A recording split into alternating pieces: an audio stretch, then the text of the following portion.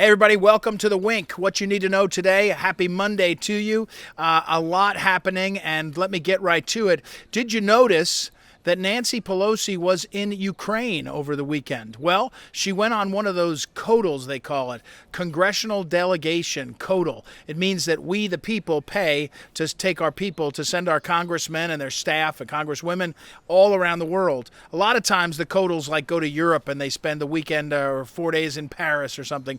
In this case, going to Ukraine, going into Kyiv, I guess it was kind of impressive in a way. There's a war going on. Again, my point would be you're taunting the participants in a war to have a mishap that leads us into World War III. Because if by chance Nancy Pelosi was on the ground in Kyiv when a bomb went off and our Speaker of the House was killed, we'd all say, hey, we got to go to war on this. So I don't know why we're doing this. I don't know why we're flying into war zones, except I know why.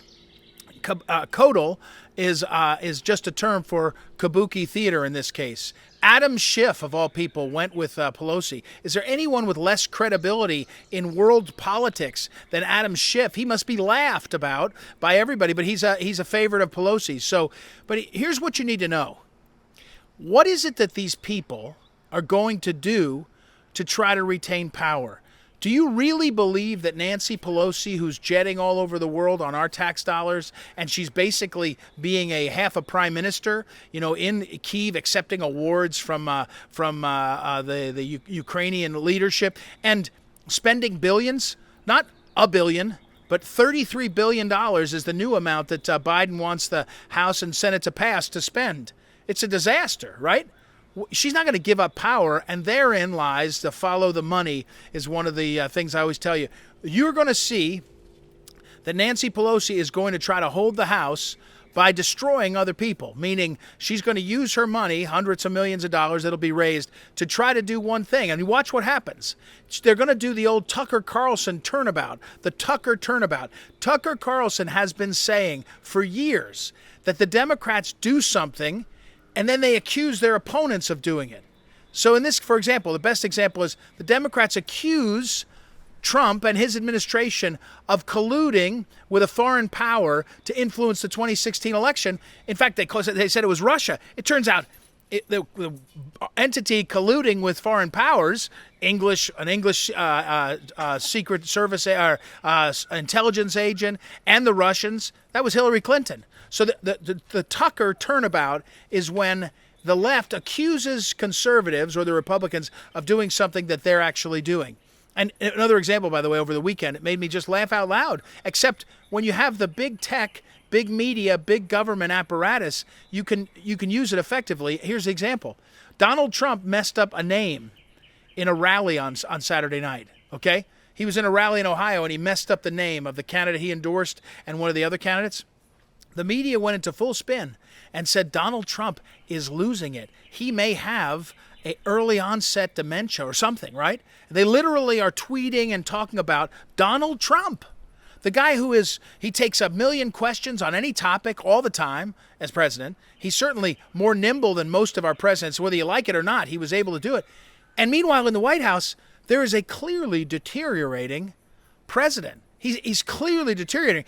In the old days, we'd watch a president. Go look at George W. Bush. The day he's sworn in, his hair is brown. By the time he's about 4 years in, his hair is gray and gone. Well, look at Obama. The presidency ages men and women someday in a way that's incredible. The pressure must be unbelievable. One of the only guys that didn't look like he aged much, got heavier, was Trump. But Biden is under this incredible pressure job literally every day. He is depicted. When you see him, you think, he doesn't seem well. Maybe he's just tired, except it's every day. So the left decides, hey, we're going to pick the issue that's actually the one that we're living with. A demented, senile, diminished person appears, I don't know, I've never met Biden in person, but he certainly appears to be deteriorating every day.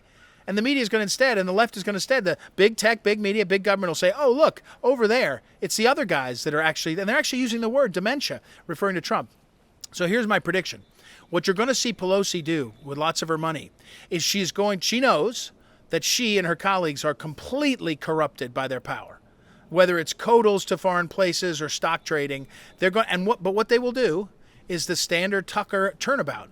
They will accuse the Republicans of what they're actually doing. And they will be aided by the media. So you'll start to see stories, you're seeing some of them, some about McCarthy, I think, and others will come quickly, about corruption amongst Republicans as a way to try to distract from what they're really doing. And if you have a few $100 million, like Nancy Pelosi does, the Tucker turnabout, it might just work. And if you're aided by a plan to turn out voters, phantom voters, ghost voters in Democrat districts, like it looks like happened in some parts of America in 2020, then you got a pretty good path. There's no one who's more corrupt at this point with a small c. I don't know whether she's making money off of it or not, but she certainly is corrupt with a small c. It looks like it, her stocks, by the power is Nancy Pelosi. And yet she's going to watch. She's going to do that. That's going to be the turnaround, just like they did with Trump, just like they did with Russia. That's what you need to know. Watch for it. And if you watch for it, you'll be empowered to recognize it, and you can try to fight back. The real wrinkle in this is that it's hard to fight back when the media is so united against us. And that's why we're going to see some, I think, breakouts this year in terms of maybe Twitter will change things a little bit, maybe some of the other ones too. So watch for that. That's what you need to know, and we'll be back. Again, like this, pass it on to other people. I hope you have a great day, and visit proamericareport.com to find out more, see more of what we're doing on our radio show and podcast. Talk to you then.